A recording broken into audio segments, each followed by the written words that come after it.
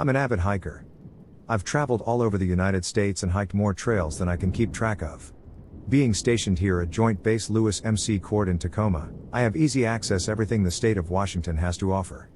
Every weekend during the summer, I make sure to go out and explore somewhere new. One of those trips shook me to the core, and to this day, I still have no idea what happened out there. It was Labor Day weekend, and we were given 4 days off of work. 4-day weekends are the best. I make sure to get as much time away to de-stress in the outdoors as possible. That Thursday morning, I had all of my gear packed up and ready to go in my truck, so that as soon as we were released from duty, I could quickly change out of my uniform and head off. Luckily, our company commander is pretty chill, so he let us out early, around 4:30 p.m. That gave me plenty of time to make the 3-hour drive out to the trailhead and get in a few miles of hiking before setting up camp for the night. I was going to the Gifford-Pinchot National Forest, between Mount St. Helens and Mount Adams. When I got there, I put all of my gear on, grabbed my trekking poles, and started on the trail. Though it was a 4-night camping trip, I was always prepared for up to 2 weeks in the woods, just in case I got lost and ended up as a missing 411. I had plenty of water, a purification system, food, a camp stove, a satellite phone, cordage, flint and steel, a survival knife, and emergency flares. This being bear country, I kept my food in a bear canister and wore a can of bear spray on my hip. I was also sure to make plenty of noise to warn any nearby bears that I was in the area. As a backup for absolute emergencies, I also had my Ruger 1911, chambered in 10mm. Say what you will, but I've never had to use it, and I hoped I never would. Until now. That first night, everything was amazing. I set up camp in a scenic location, had a fire going, certain campsites allowed fires, and enjoyed a chili mac dinner. It was great. When it came time for bed, I hung up my food, got into my tent, and drifted off to sleep. Something woke me in the middle of the night. A branch snapping. The sound was loud enough to actually wake me up, so it must have been a big one. Confused, I lay there, listening intently for what that could have been. Then I heard another snap, closer this time. An animal, it must be. A bear? Just my luck to encounter a bear on my first night. Then came the smell. It was awful. A horrific stench, like a rotting carcass. It wafted in, and lingered, as if whatever was making it was right outside. I heard more branches snapping, but this time, I couldn't pinpoint where the noises were coming from. They seemed to be all around me. But that couldn't be. Were there multiple animals? The horrific thought hit me that there could very well be a group of them outside, poking around. But before I could get worked up, the noises suddenly stopped. And with them, the stench. It just vanished. The air was clear again. I thought that maybe in my sleepy, hazy state, I had dreamt it all. Maybe I had sleep paralysis? Maybe. But I laid there listening until I fell back asleep. The next morning, I looked around my campsite, hoping to find tracks of whatever it was that came last night. I couldn't find any. No footprints, broken branches, no disturbed pine litter. I was completely baffled. How could an animal make all that noise but not leave any trace of them being here? Though it made me uneasy, I brushed it off and packed up my kit. I continued on the trail, and as I remember, I had a pretty great day. Then, it was nightfall again. As I was sitting by the fire, I heard a faint shrill cry off in the distance. It sounded like a woman screaming. A ghastly, blood-curdling scream. Startled, I looked in the direction I thought it came from. I don't know why, I couldn't see anything anyway. It was pitch black out there. The light from the moon and the stars couldn't penetrate the foliage. I thought it must have been a fox. Or a lynx. They tend to make scream-like vocalizations. Still, even if it was, hearing something like that while you're alone at night was still terrifying. I was expecting it to end just as quickly as it came, but whatever was out there continued screaming. It made long, mournful wails, piercing through the ambience of the forest. After what felt like 20 minutes, every rationalization I could think of no longer helped to calm my nerves. I couldn't take it. I couldn't stand hearing it. Then I heard a footstep behind me. The crunch of dry pine litter. I whipped around, grabbing my flashlight and aiming it directly into the forest. I started to sweat as I saw the beam was weak, fading in and out as if it was fighting to stay on. What cruel irony, I thought. I could have sworn I put fresh batteries in the night before I left. There was no way it could be dying now. In the flickering beam, the vast expanse of the trees was a curtain that hid everything from me. I swept it back and forth, watching the shadows sway and dance. There was nothing. I sat and stared, hand on my bear spray, waiting for something to jump out at me, but nothing came. As I calmed down, I noticed the screaming had stopped. Then a few minutes later, the crickets began chirping. Wait, has it been silent this entire time? I realized up until now, the forest was eerily quiet.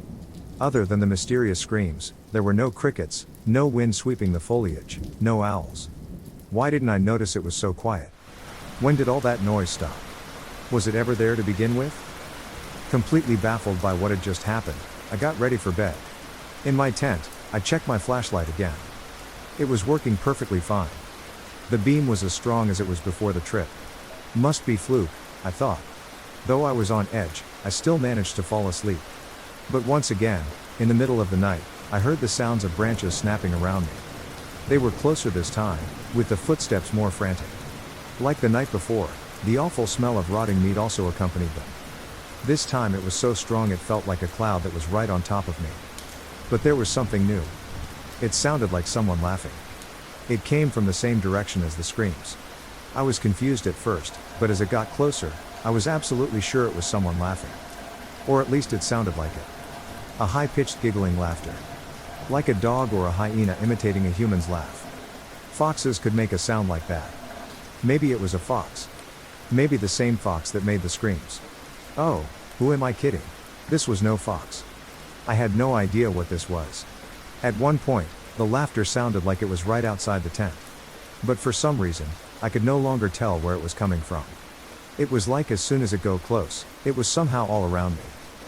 In my morbid curiosity, I sat up, contemplating unzipping the flap just a bit, to see and finally know what was outside my tent. But I quickly shut out that thought. Whatever it was, it didn't seem to know I was in here. Maybe if I stay quiet, it'll go away. So that was what I did. I sat and stared at the tent door, waiting, with the can of bear spray in hand. Though of what use it would be, I had no idea. Finally, like the previous night, it stopped. The footsteps and the laughing stopped, and the stench faded away. I sat there for some time, ready for it to come back, but it never did. I must have drifted off after that, because the next morning, I woke up lying down, still holding the bear spray. Searching the vicinity of my campsite, I once again found no trace of whatever was out there. However, my food canister was gone. I suspended it 20 feet in the air, but someone or something had taken it. Regardless, after the previous night, I was completely shaken and decided it was time to end the trip early anyway. I had planned a looping route, but it was faster to just go back the way I came. Still, that meant I had to endure one more night out here. With no food. Just one more night though, that was it. I could do this. That following night, I set up camp again and sat by the fire, warily listening for the screams again. This time I was in a more open area, a clearing on the edge of a rocky slope leading down to a lake. The sky was clear, with the moon and stars reflecting off of the water. Still, it wasn't enough to penetrate the forest. It was an abyss swallowing any trace of light that dared to enter. After I sat around for a while, I decided to go to bed early. I still had not heard anything strange, which gave me a bit of relief. I put out the fire. Suddenly a wave of dread swept over me. As the embers faded, so did the chirping of the crickets. And just like that, everything was completely silent. Then the screaming began again. This time, a single, long, piercing cry. It was much closer and louder than before. I looked up, staring into the darkness of the forest. Against the night sky, I could see the tops of the fir trees. They were moving. I heard the rustle of branches and needles, like they were pushed by the wind. But there was no wind. The air was still. And yet I could see the trees swaying. On the ground, I heard branches and twigs snapping, more viciously than the previous nights. The thing was big. And it was moving. Whatever it was moving. It was coming for me. It wasn't being sneaky, it wasn't creeping in the shadows anymore, it was making its move. Like a predator stalking its prey and making the final lunge. But how big was this thing? How could it be so strong that it was pushing the trees out of its way? The noxious stench hit my nose again, stronger than ever. I pointed my flashlight at the entity, trying to make out what exactly I was seeing. It was no use. As soon as I turned it on, light started drifting in and out like it did last night. Frustrated, I slapped it against my hand several times and turned it on and off, but it was no use. The light didn't stay on long enough for me to make out what the shape was. At the same time, The forest was so dense that whatever part of the creature that wasn't blocked by the massive tree trunks was still obscured by the branches and shadows cast by my light. Finally, as the creature came closer to the clearing, and its rough outline was visible, my heart sank. I saw a tall, humanoid figure, with long, gangly limbs, but no visible head. I couldn't tell if it was the darkness or my mind playing tricks on me, but there were no discernible features on it. It was completely black. In the beam of my flashlight, it still wasn't fully visible. When the light hit it, even thought it illuminated the trees, the figure was still in darkness. It was as if the thing itself was absorbing the light. Whatever light hitting it couldn't bounce off. It couldn't escape. An abyss. My flashlight choked out its last breath before finally shutting off. I was now in total darkness, with nowhere to go. I couldn't go around the thing. It was going to grab me. I couldn't go back. There was a drop-off. Navigating the rocks with no light was going to get me killed. In the glow of the moon, I saw the figure wrap a gnarled, spindly hand around the last tree, pulling itself out of the tree line. I heard the creaking and groaning and buckling of wood as it lurched its way forward. The eerie, uncanny laugh came, louder and more sadistic. It was inhuman, again, like an animal imitating a human's laugh. I froze. Now without the trees for contrast, I couldn't see the figure anymore. I just knew it was in front of me, and it was coming closer.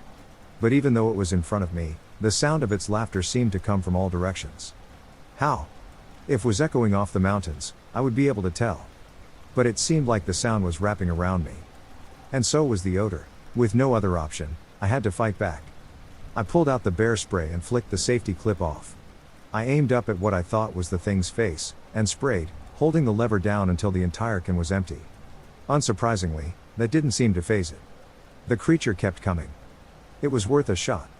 At least I'll go down fighting. It then quickened its pace, laughing maniacally as its body swayed and writhed, its joints creaking and clicking like old rotted wood. I dropped the bear spray and drew my 1911.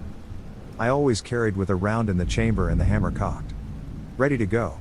Flipping the safety off, I aimed with a firm, two-handed grip at the creature. The gun most likely wouldn't do anything, but I had to try. I fired.